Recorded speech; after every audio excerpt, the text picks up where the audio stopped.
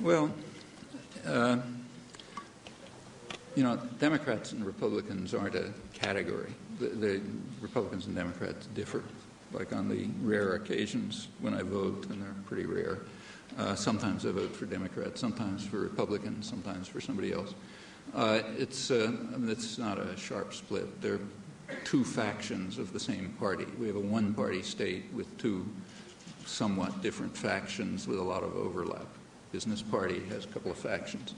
You find some differences between them. I wouldn't say there's no difference on the average. So what should you do in that case? Well, like everything, it's your own choice. Do you want to live in a democratic society, or do you want to live in the society we have, which, remember, is not a democratic society and is not intended to be?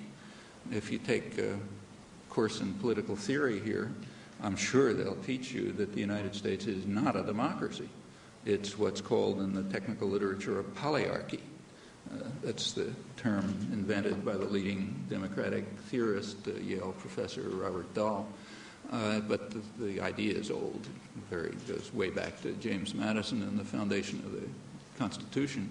A polyarchy is a system in which power resides in the hands of those who Madison called the wealth of the nation, the responsible class of men, and the rest of the population is fragmented, distracted, allowed to participate. Every couple of years they're allowed to come and say, yes, thank you, why don't you continue for another 4 years? And they have a little choice among the responsible men, the wealth of the nation. That's the way the country was founded. It was founded on the principle explained by Madison in the Constitutional Convention that the primary goal of government is to protect the minority of the opulent against the majority. And then the Constitution was designed to sort of ensure that. There's been a lot of struggle about it over the years. A lot of victories have been won by the public, so it's not the same as it was 2 centuries ago. But that remains. It remains the elite ideal, and it's a constant struggle.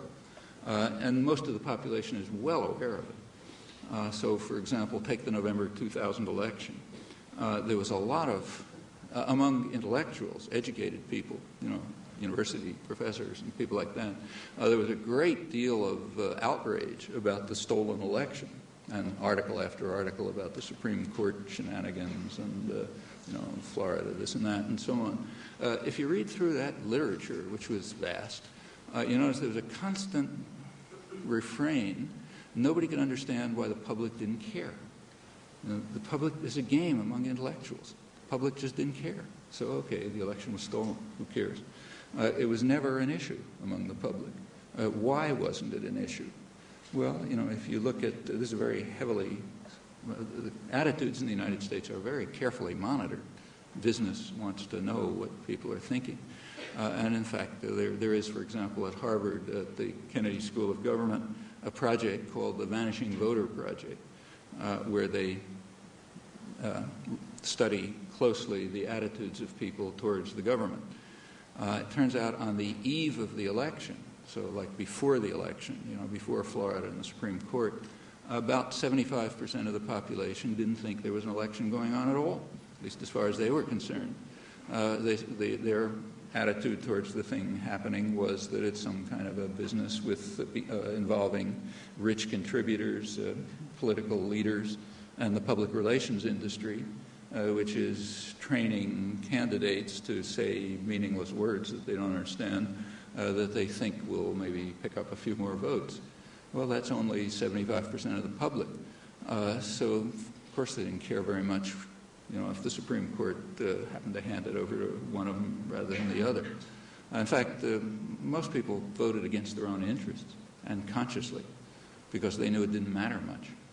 They were supposed to vote on what are called qualities, not issues, like, do you like the guy? Would you want to be with him or something like that? You want to have a drink with him in a bar, something like that. That was the issue in the election. People didn't even know where the candidates stood on issues. And it's not because they're stupid. It was extremely hard to figure out where they stood on issues, and that they're trained to make it hard. And in fact, most of the issues that the public cared about weren't even allowed to come up. So the major issues, if you look at public concerns, the major issues have to do with economic affairs, international economic affairs, what's misleadingly called globalization and the trade deficit and job security and things like that.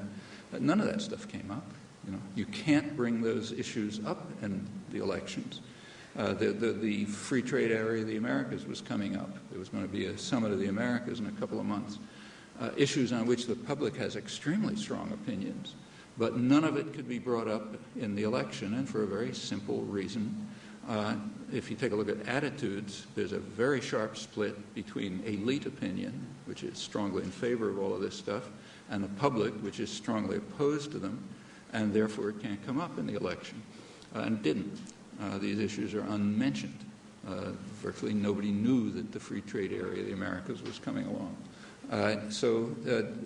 What do you do? Well, you have to decide whether you want to live in a democratic society or not. If you want to live in the kind of society that, say, Madison envisioned, okay, that's a choice.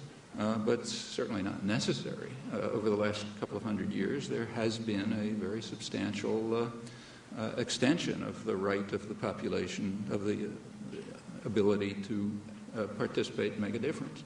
It's not overwhelming, and there's always a struggle to beat it back, but there's no reason why that can't continue. That's the alternative. It's not a matter of naming one party or another, but just changing the whole framework in which politics persists, largely because of the extremely narrow concentration of economic power, which removes from the public arena most decisions that belong there. And there's a major effort underway right now to reduce it even further. Well, you don't have to accept this.